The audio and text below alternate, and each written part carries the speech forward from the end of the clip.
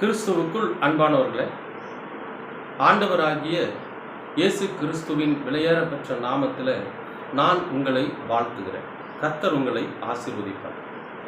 இன்றைய அனுதின உணவில் கர்த்தர் நமக்கு கொடுக்கிற வார்த்தை மத்தேயு 6ஆம் அதிகாரம் 7-8 வசனம். அன்றியும் நீங்கள் ஜெபம் பண்ணும்போது அஞ்ஞானிகளைப் போல வீண் வார்த்தைகளினால் அளப்பாதேயுங்கள். அவர்கள் அதிக வசனப்பினால் தங்கள் ஜெபம் கேட்கப்படும் என்று நினைக்கிறார். அவர்களைப் போல நீங்கள் செய்யாதிருங்கள். உங்கள் பிதாவை நோக்கி நீங்கள் வேண்டிக் கொள்ளுகிறதற்கு முன்னமே உங்களுக்கு இன்னது தேவை என்று அவர் அறிந்திருக்கிறார். இது இயேசு கிறிஸ்து சொன்ன வார்த்தை. அவர் தப்பா சொல்ல மாட்டார், தவறா வழி நடத்த மாட்டார். அவர் என்ன சொன்னாரோ அது நடக்கும். இப்போ அவர் சொல்றாரு, நீங்க அஞ்ஞானிகளைப் போல வீண் வார்த்தைகளினால் அளப்பாதீங்க. சும்மா தேவையில்லாத வார்த்தைகளை ஜெபத்தில் சொல்றது, தேவையில்லாத வசனிப்புகளை ஜெபத்தில் சொல்றது, பிதாவாகிய தேவனிடத்தில் ஒரு தேவையில்லாத வசனிப்புகளை சொல்றது, தேவையில்லாமல் கத்துறது, தேவையில்லாமல் சத்தம் போடுறது, இந்த மாதிரியான ஒரு அசிங்கமான விஷயங்களை சொல்லி ஜெபத்தை பண்ணுறது.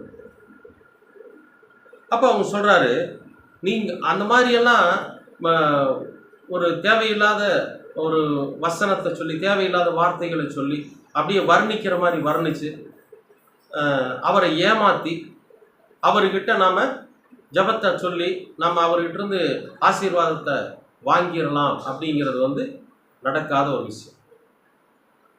ஏன்னா மனுஷன் இல்லை, தற்புகழ்ச்சிக்காக தன்னை மாற்றிக்கொள்வதற்கு அவர் மனிதன் அல்ல. அவர் மனிதன் அல்ல. மனுஷன்தான் புகழ்ச்சியை விரும்புவான். நீங்கள் அப்படிங்க எப்படிங்க, அந்த மாதிரி நீங்கள் இருந்தவங்க, நீங்கள் உங்களை பார்த்தா நீங்கள் அழகாக இருக்கிறீங்க, நீங்கள் ரொம்ப தைரியசாலிங்க, உங்களால் இல்லாட்டி இந்த உலகத்தில் எதுவும் நடந்திருக்காது, அப்படி இப்படின்னு நாம் பொய்யான வர்ணிப்பு எல்லாம் இருக்கு இல்லைங்களா? அந்த மாதிரி சொன்னால் அவன் மயங்கிட்டு ஒரு வேலை செஞ்சு கொடுப்பாங்கல்ல, அந்த மாதிரி இல்லை கடவுள். வீண் வார்த்தைகளை கொண்டு அளப்பக்கூடாது. வீண் வசனிப்பினால் அவரை நம்ம என்ன பண்ணக்கூடாது, வர்ணிக்கக்கூடாது. ஏன்னா நமக்கு என்ன தேவைன்னு அவருக்கு தெரியும்.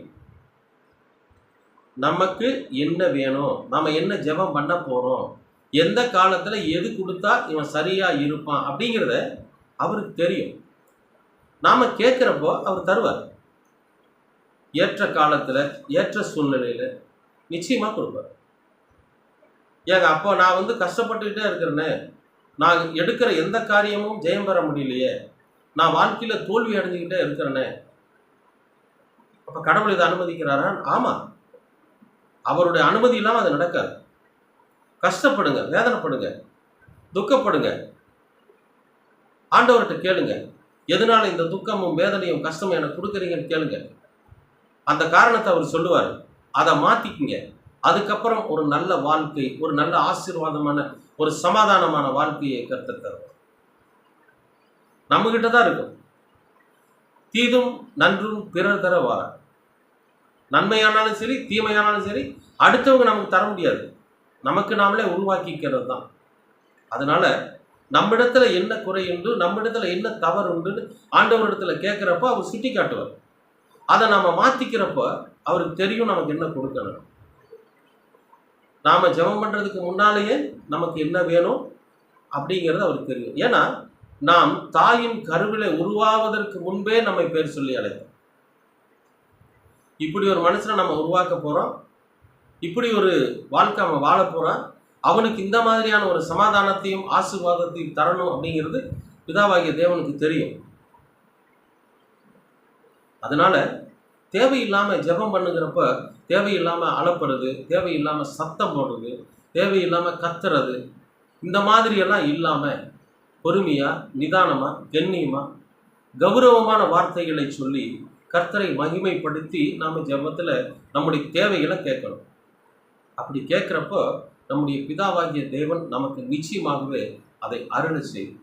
அன்பானவர்களே, வீண் வார்த்தைகளும் வீண் வசனிப்பும் நம்முடைய ஜெபத்தை ஜெயம் பெற வைக்காது. அமைதியா கண்ணீரினால் சாதிக்க முடியாத ஒன்றும் இல்லை.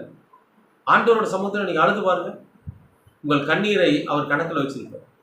அந்த கண்ணீருக்கு உடனே பதில் கொடுப்பார். அதிக வசனிப்போ ஆர்ப்பரிப்போ ஆரவாரமோ அளப்புகிற விஷயமோ அவருக்கு விருப்பம் இல்லை. அமைதியா கண்ணீரோட ஜெபம் பண்ணி பாருங்க, நம்முடைய ஜெபத்துக்கு நிச்சயமாகவே பதில் உண்டு. அன்பானவர்களே, கட்டாயம் கர்த்தர் உங்களுடைய என்னுடைய ஜெபத்தை கேட்க அவர் வல்லவராய் இருக்கிறார். உங்களுக்கு எனக்கு எது தேவை என்பதை அவர் அறிந்தும் இருக்கிறார். ஏற்ற காலத்தில் நிச்சயமா செய்வார். நாம மற்ற அஞ்ஞானிகளைப் போல அலப்பாமையும் வீண் வசனிப்புனால அவரை கோபப்படுத்தாமையும் நாம நிதானமா ஜெபிக்கிறப்போ நம்முடைய ஜெபம் கேட்கப்படும், நம்முடைய காரியம் வாய்க்கும். கர்த்தர் உங்களை ஆசீர்வதிப்பார். அன்பின் பரலோக பிதாவே, அருமையான நல்ல இந்த அனுதின உணவிற்காக நன்றி. இந்த நாளை ஆசீர்வதித்து கொடுத்ததற்காகவும் நன்றி. ஆண்டவரே, வீண் வசனிப்பினாலும் அளப்புகிற வார்த்தையினாலும் நாங்கள் உங்களுக்கு கோபம் ஊட்டாமல் அமைதியாய் கண்ணீரோடு இப்படி சமூகத்தில் நாங்கள் எதை கேட்க வேண்டுமோ அதை பொறுமையாய் நிதானமாய் கேட்டு பெற்றுக்கொள்ள நீர் எங்களுக்கு கிருபை பாராட்டு. எங்களுக்கு என்ன தேவை என்பதை நீங்கள் அறிந்திருக்கிறீர். அந்த தேவையை நீர் பூர்த்தி செய்யவும் காத்திருக்கிறீர். நாங்கள் உங்களுடைய வார்த்தைக்காக, உங்களுடைய ஆசீர்வாதத்திற்காக, உங்களுடைய கிருபைக்காக காத்து கிடக்கிறோம். நீர் எங்களோடு கூட இடைபட வேண்டுமாய் செபிக்கிறோம். தொடர்ந்து உமது கிருபையும் அன்பும் எங்களை வழி நடத்துகிறோம். இரட்சகராம் இயேசு கிறிஸ்துவின் வழியாய் கேட்கிறோம் நல்ல பிதாவே. ஆமென், ஆமென்.